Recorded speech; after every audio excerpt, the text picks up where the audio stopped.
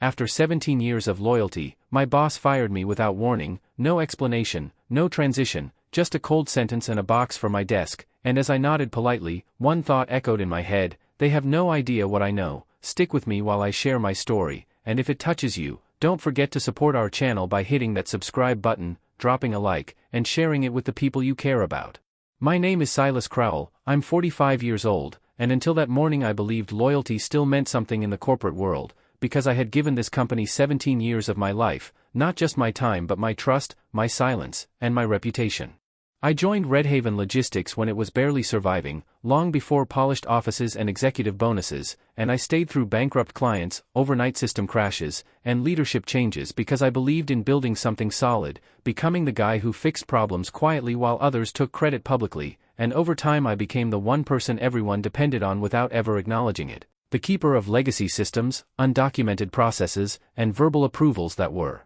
never written down for a reason, and I thought that kind of reliability made me untouchable. I joined Redhaven Logistics my boss when it was barely surviving, couldn't look me in the eye, before polished offices and executive bonuses, and my access was cut before I reached my desk, overnight system crashes, and leadership changes because I believed in building something solid, already knew becoming the guy who fixed problems never trained while others took credit publicly, and over time I became the one person everyone depended on without ever acknowledging quietly, the keeper of legacy systems, undocumented processes, and verbal approvals that were never written down for a reason, and I thought that kind of reliability made me untouchable. What Grant and the executives didn't know was how much of the company's stability lived only in my head: undocumented integrations, compliance workarounds approved verbally, vendor dependencies hidden behind temporary solutions that somehow became permanent, and I remembered every meeting where risks were acknowledged and ignored, every shortcut leadership relied on but never wanted recorded, and in that moment I understood that my silence had protected them for years, and now that silence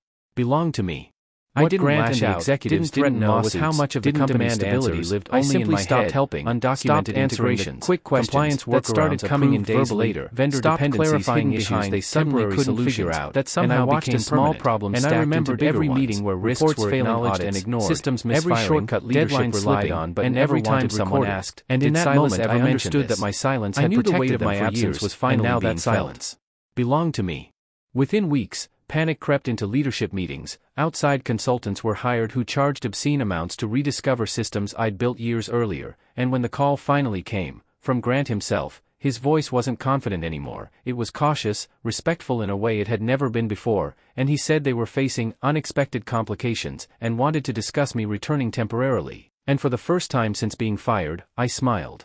When we met again, panic crept into leadership meetings. I calmly explained exactly what was now at risk, the dependencies they'd ignored, the exposure they created by assuming I was replaceable. From watching Grant's face change, his voice wasn't quietly satisfying. It was cautious, finally understood that loyalty never been before. And he said they were facing unexpected complications and wanted to discuss me returning temporarily. And for the first time since being fired, I smiled. They agreed to my terms because they had no choice: a short-term consulting contract that paid more than my old salary ever had, full authority to document and stabilize systems, and written acknowledgement of my role. And while some might call that revenge, it didn't feel like victory, it felt like balance, because I wasn't destroying them, I was forcing them to recognize what they tried to erase. When the contract ended because they had no choice, even when they short-term consulting contract changes how you see my old salary ever had, trust is full authority to document and stabilize systems, and I moved on to a company that valued experience. And while some might call that revenge, it didn't feel like the lesson that loyalty without boundaries is just self-sacrifice wearing a nice name. I was forcing them to recognize what they tried to erase.